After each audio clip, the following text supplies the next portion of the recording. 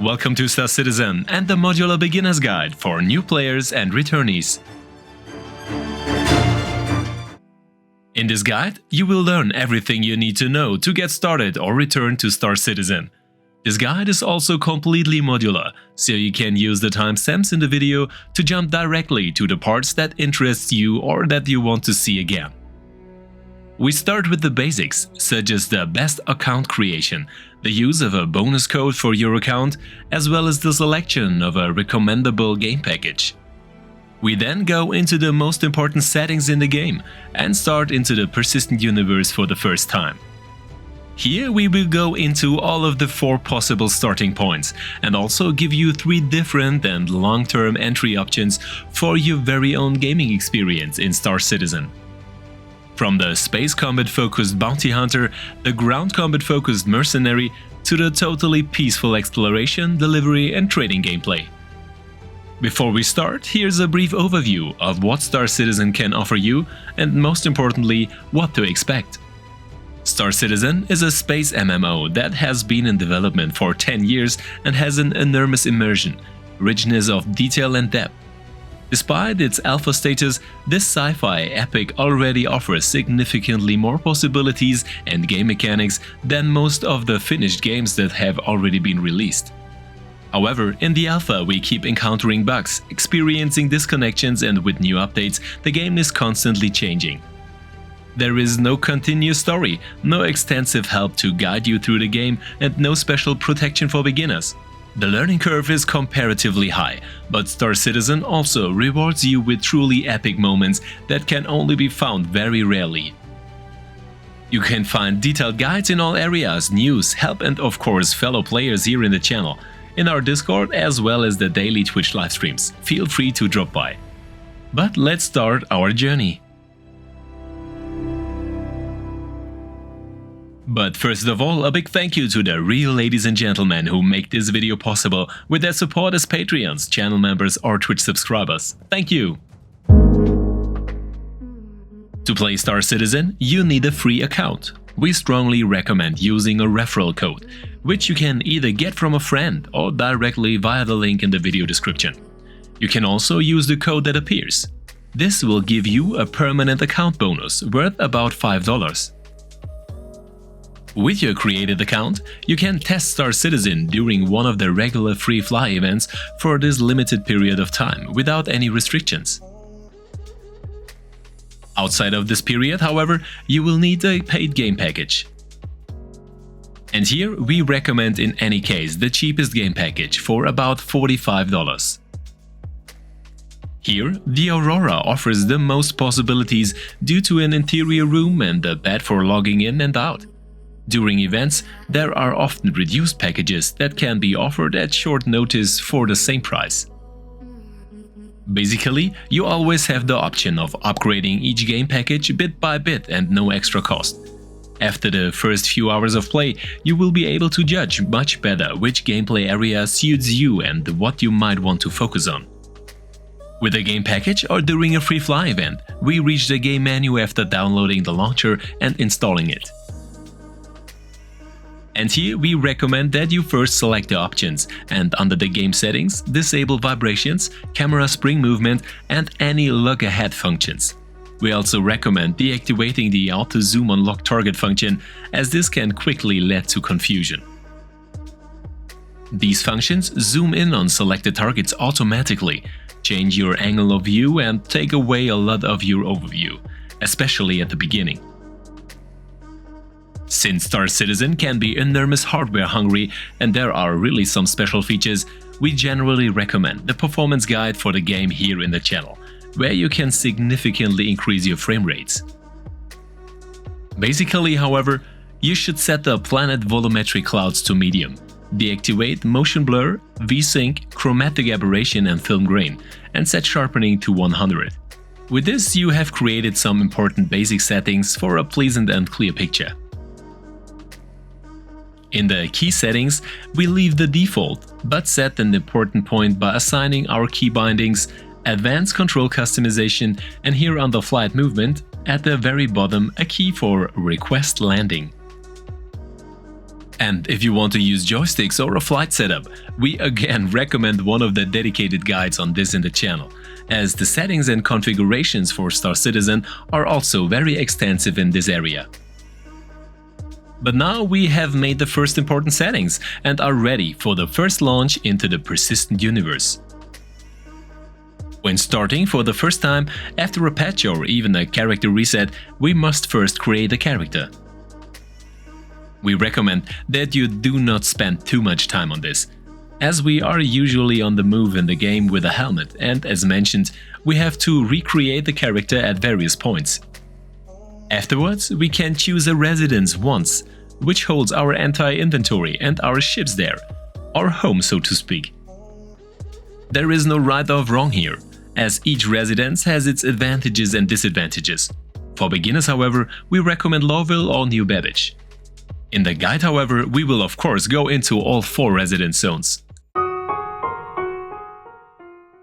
After spawning, we wake up in the bed of our chosen residence. Here we can switch the chat on or off with the F12 key. We can communicate with the chat activated and the enter key. And all the standard keys you need in the game are displayed in the respective situations. With the mouse we can look around like in a first-person shooter and move with the movement keys. The basic controls on foot are more standard. Star Citizen does not have a special tutorial or even superimposed help or directional information. We have to explore the environment ourselves and above all recognize and use signs and information in the game world. Although this increases the immersion considerably, it is often very unfamiliar for beginners. An important and recurring function is the interaction mode, which we can activate by holding down the F key and then interacting with our surroundings and corresponding objects and surfaces with the mouse. We can also use the mouse wheel in interaction mode to zoom, which makes it easier for us to find our way around and interact directly with buttons and panels. If we can interact with an object, the mouse pointer changes to a circle, or we have the option to click on a panel. Also via the interaction mode, but with the right mouse click, we activate the circle menu, which offers various possibilities such as access to the inventory. However, there are also hotkeys for all functions, which we also show you. In the inventory, we can use the filters to sort different item categories and direct them onto our character to equip ourselves or consume food, for example. Of course, we have to take off our helm first. And we will go into the inventory system again in detail in the section The Mercenary's Way. First, we leave our flat by getting close to the door panel and opening the door in interaction mode with a left click. We have already got to know the normal movement control, but we can vary the speed continuously with the mouse wheel. This is particularly important if we are carrying larger objects in our hands, as sprinting is then not possible and we can only increase our speed to a maximum via the mouse wheel. Otherwise, we can also sprint by pressing the shift key, whereby we lose stamina and our heart rate can increase dangerously over long distances. Finally, we lie down with the X key, squat with the left control key and jump with the spacebar. And since Star Citizen can offer some visual advantages, especially in third-person view, we switch to the different view modes with the F4 key. In addition, we can change our viewing angle in the outside view by holding down the Z key and the mouse, which then remains in the respective position after releasing the Z key. And you can find many more options for the extensive camera settings in a dedicated guide here in the channel. But first we go to the next hospital to buy the important basic medical equipment, and here we show you the respective way for all 4 starting areas of the residences. Top left we are on Hurston and the town of Lowville, top right on Microtech and the town of New Babbage, bottom left on Orcorp and Area 18, and bottom right on the gas giant Crusader as well as the residence zone Horizon. And each city has a different layout, a fundamentally different look as well as some peculiarities. However, Everywhere we leave the apartment building via a lift, and here we have to actively operate the panel on the lift again in interaction mode. Once in the lobby, we then leave the building and enter the core area of the city, following the respective path to the hospital, which is located in the direct vicinity of the starting areas. All through the hospitals are also different. We find the console at the pharmacy everywhere, where we can buy a Paramed medical device, which we can use to heal ourselves and others from injuries, and which we recommend to every first-time user. And in order to be able to use our med tool, we have to equip it from our inventory after buying it, whereby we come to the inventory again with the Eye key and find the Paramed under the filter options utility. We can equip this either by double-clicking on a free slot or by dragging the item to a free area or picking it up directly. We can also work with the right-click and the context menu. Afterwards, we go to the spaceport, whereby we have to use the metro for free, which includes a trip by train or, in the case of Horizon, a shuttle flight. Pay attention to the signs in the cities, which can also give you hints on the way to the spaceport.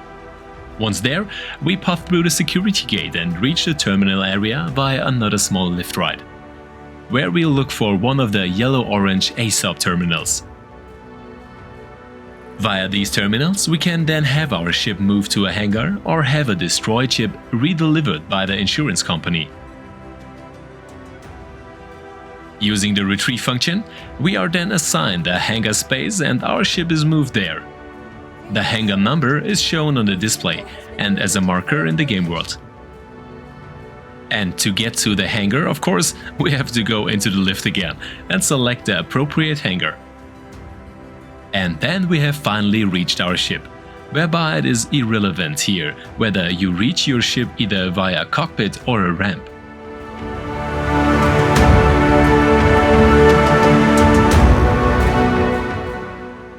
The access is also marked, whereby larger ships in particular have several possibilities of access.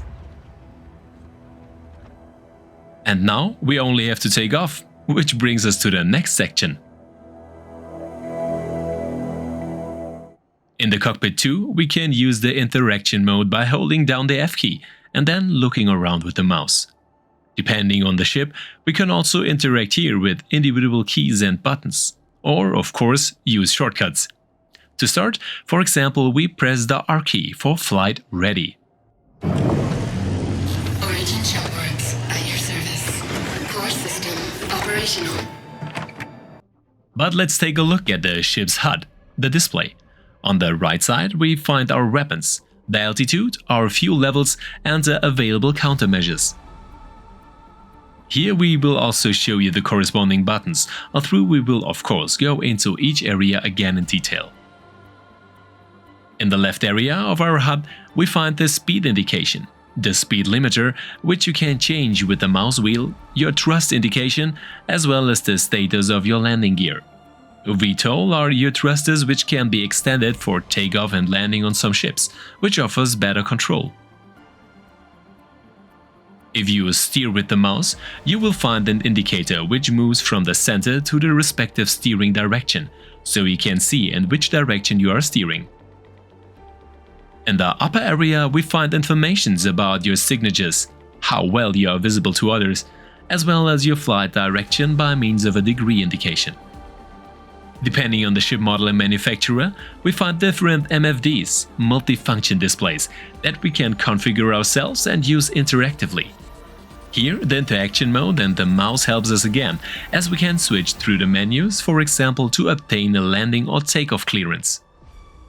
Alternatively, we can also use our Mobiglass, which we call up with the F1 key, to obtain takeoff and landing clearance under communications. But since we have already shown at the beginning how we can also assign this function to a key, in future we will request takeoff and landing clearance directly with this hotkey. This way we save time and are not turned out of the immersion. And as soon as this release has been granted, the hangar doors open above or in front of you, depending on where you start, and we can leave the spaceport. To do this, we can give thrust upwards with the spacebar and align ourselves with the mouse. And since the control of a spaceship is a subject all of its own, we will deal with this special area again in detail in the next section. At first, therefore, we simply leave the atmosphere by thrusting forwards and pointing the ship upwards. But after we have taken off, we naturally have to land somewhere. Therefore, we fly to this space station, which is directly above you. And that brings us first to the quantum flight, with which we can travel very long distances just below the speed of light. If we press the B key, our quantum drive starts up, and as soon as we have aligned ourselves with an approachable target, the system spools up and the calibration is carried out. We could already jump like this, but we first call up the star map with the F2 key, after which navigation to more distant areas is also possible here. In this navigation overview, which is anything but simple, we can double-click to zoom in or zoom out and select individual areas such as planets, moons, stations or missions and plan a fixed route using the set route function. We want to get to the space station, which is already directly in front of us, and by using a fixed route we can exclude the possibility of other jump destinations also being displayed in quantum mode. Because our planned destination appears as a small marker on the edge of the display if it is not directly in our field of vision. And if we don't have a route planned, all jumpable targets appears as a small marker, which can lead to confusion. Once we have aligned ourselves with our target in quantum mode and spool and calibration process is complete, we can make the jump by holding down the B button. But let's get back to the 4 different ways you can launch and get to respective space stations directly above your launch zone. Horizon on Crusader again offers an exception here, after we have to gain 150 km in altitude here before we can transfer to the Quantum. At the other station that is about 10 km. It is also advisable to push your speed limiter all the way up with the mouse wheel and give it maximum thrust with the shift key. As soon as your thrust energy is used up, you must recharge it before you can use the afterburner again. To land at a station that is in zero gravity, we need the same steps as for takeoff. We request the landing clearance and extend our landing gear with the N key. Then we try to land gently on the landing pad assigned to us and not to damage our ship in the process. Depending on the type of the ship and how busy the station is, you may be given an internal hangar instead of a pad.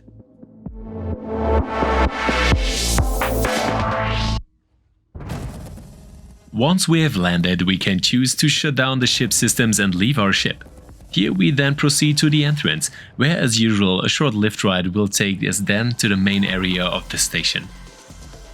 Each city, each station, as well as some special ships offer the possibility to move your spawn location there, interacting with the console in the respective clinic.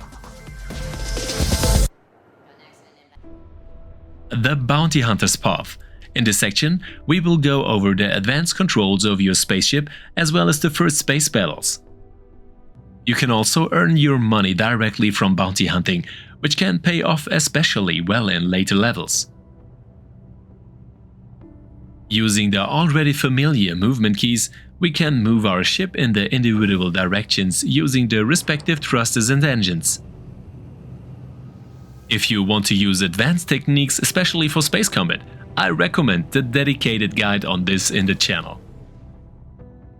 With the spacebar we give thrust upwards, and with the control key we give thrust downwards. We also have the option of rolling our ship to the left or right with the Q and E key. If we want to support and thrust direction with our boost, we can do this by pressing the shift key in any direction. We fire our weapons with the left or right mouse button, depending on how many weapon groups we use. We can switch through different firing modes with the G key, whereby a target supporting gimbal mode is marked by a dotted circle if your ship uses gimbals. If we approach a target, enemy targets appear as red symbols on our radar and in the display, and we can mark opponents in front of us with the T key and switch them on as targets. This gives us a directional marker and light target support, even with non-gimbaling weapons.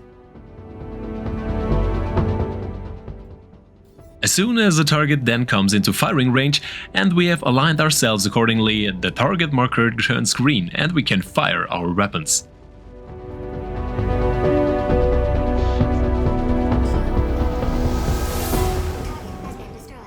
And at the second enemy, we switch to gimbal mode, where we get another small additional target circle, which indicates the gimbal target support.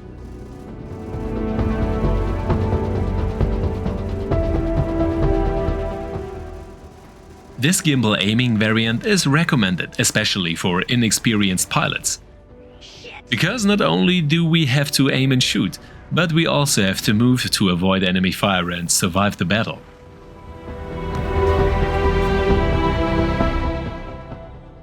We receive bounty hunting missions via our mobi-glass, and they're under the General and Bounty Hunter sections. There are 6 different levels here, which we can unlock one after the other and gain reputation in this area. Once we have completed enough kills, we receive a certification mission for the next level, whereby the enemy's rank increases. And it is also advisable, no matter in which area, under General and Mercenary to accept the mission A Call to Arms, which earns us additional payment when we complete or kill enemies. Another tip, especially in the dark, is the tab key, which sends out a scanner pulse and visually indicates any obstacles. Essentially are the J and H keys, which allow us to take countermeasures to enemy missiles, with a flame symbol requiring a decoy and with a Wi-Fi symbol requiring a noise. If we don't do this, many battles, especially with small ships, are quickly over.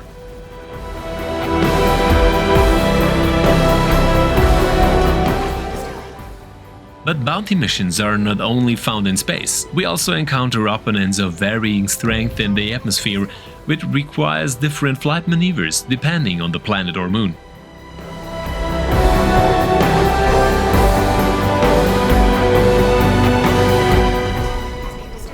If we have suffered damage, need to re-armor or simply refuel, we can pay for supplies in landing zones, space stations or outposts after landing.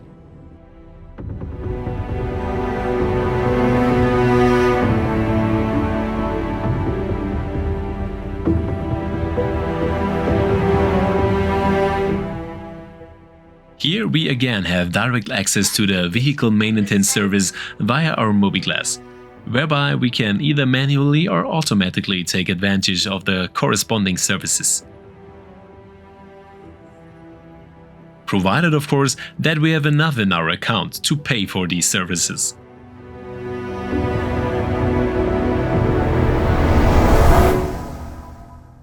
And after a repair, we can then start the next mission again.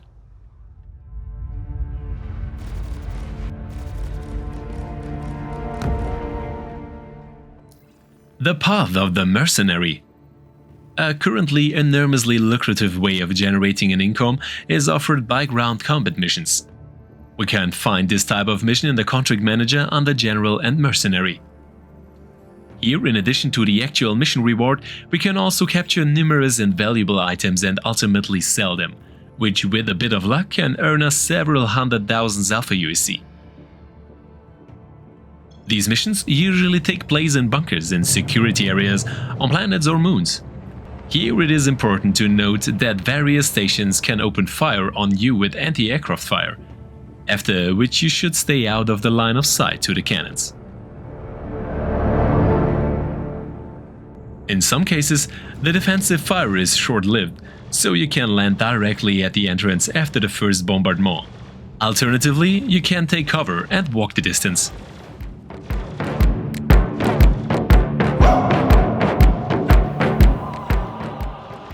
The damage potential of anti-aircraft fire should not be underestimated, especially with larger ships.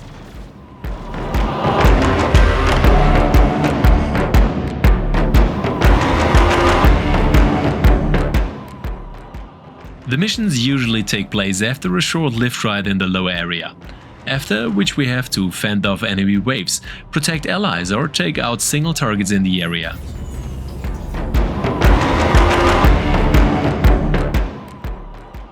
At the beginning, we can only use our pistol, which we can draw with the 1 key. Here we have 30 shots, which should be more than enough for experienced shooter players.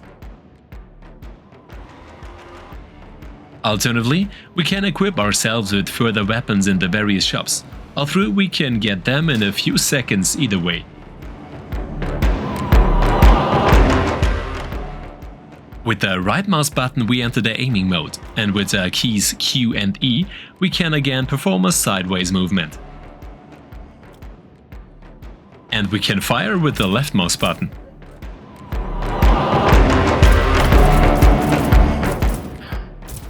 And thanks to the mission Call to Arms, we also receive a payment for every enemy we take out. Should you run out of ammunition or prefer the way of the ninja, you can also switch to close combat by pressing the 0 key, whereby you can perform a takedown with the middle mouse button, which directly eliminates enemies. And after we have eliminated the first enemies, we have equipment and weapons in abundance, which we eventually collect and bring to our ship to store them for the time being.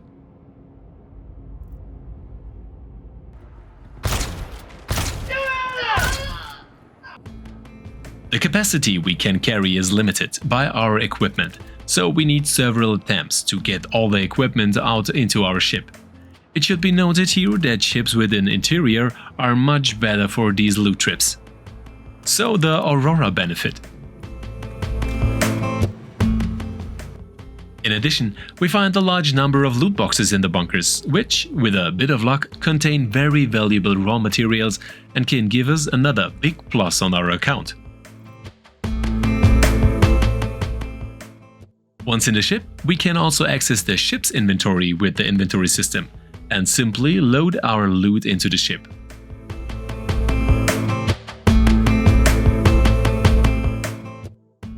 So it's up to you how much time you want to invest in recovering the items, how much space you have in your ship, and how much you ultimately want to earn from a single mission in a bunker. In any case, however, we recommend searching the loot boxes in the area first, as much more lucrative materials are possible here than in the case in eliminated enemies.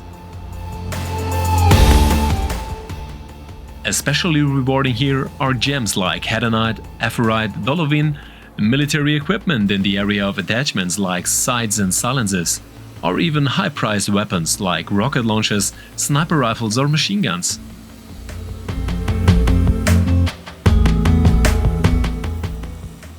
You can also secure extensive equipment in this way, which makes successive missions much easier and quicker to complete.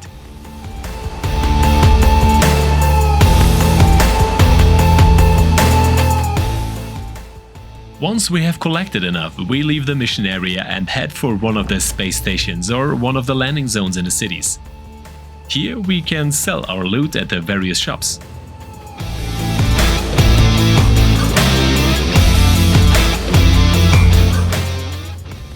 However, not every shop takes every item. An indicator for this is whether the shop sells the type of items itself. Then we can usually also get rid of our loot here.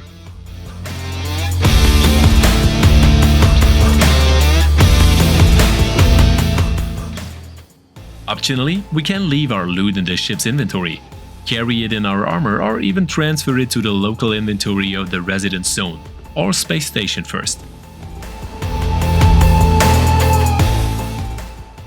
When selling, however, we must specify the corresponding location of the items and currently sell each item individually. So within an hour, with a bit of luck, we can collect items worth 500,000 Alpha UEC. Quick wealth. The way of the peaceful. Via our contract manager in the general and investigation sections, we find countless missions in different areas where we are supposed to find missing crews, propped up wrecks, or simply find and deliver a package. These missions here are in the vast majority of cases absolutely peaceful, and we do not have to deal with the completion of enemies, but can devote ourselves to exploration and peaceful gameplay areas. Especially the search for missing crews and crashed ships offers a lot of immersion, excitement, and rewards us with good pay, and we can also recover items. Here we are supposed to find the crew of a missing caterpillar, which is scattered in the wreckage, and we search for them in the exterior and interior of the wreckage. Here we can take the equipment of the crewmen who are now inactive and continue to use it in memory of the fall. We can also find loot boxes with valuable loot and individual pieces of cargo, which we can also sell. On the other hand, it gets interesting when we can combine missions. For example, in addition to the mission to find the missing crew, we also receive the mission to find a single missing crewman, the chief engineer, one we can find twice. In addition, we are supposed to bring a special piece of cargo to a delivery point, which is also located in this wreck. This way, we can complete up to 5 missions at one crash site, which increases the payment considerably. Therefore, our tip is to regularly check your contract manager in the mobiGlas for wreck missions, as missions can become visible in the different areas, and you can simply accept and combine them.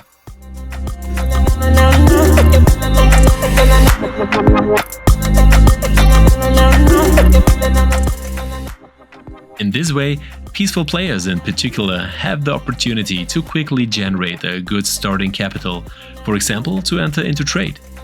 And since this is a really extensive topic, we naturally offer a dedicated guide here in the channel.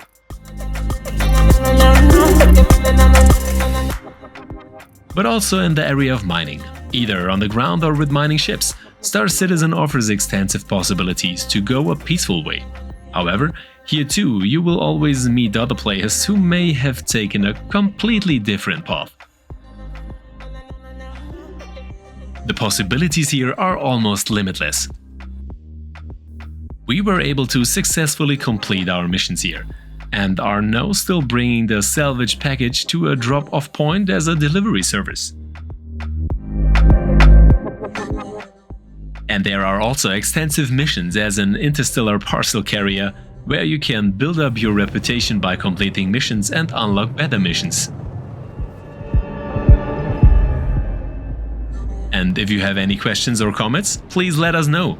Feel free to use the comment function. Check out our Discord or visit us in the daily Twitch livestreams. You will also find many fellow players from different areas in the Roll Retirement Launch, our Star Citizen Orga, so that you don't have to travel through the verse alone. I say goodbye until next time, see you soon, and of course, see you in the verse.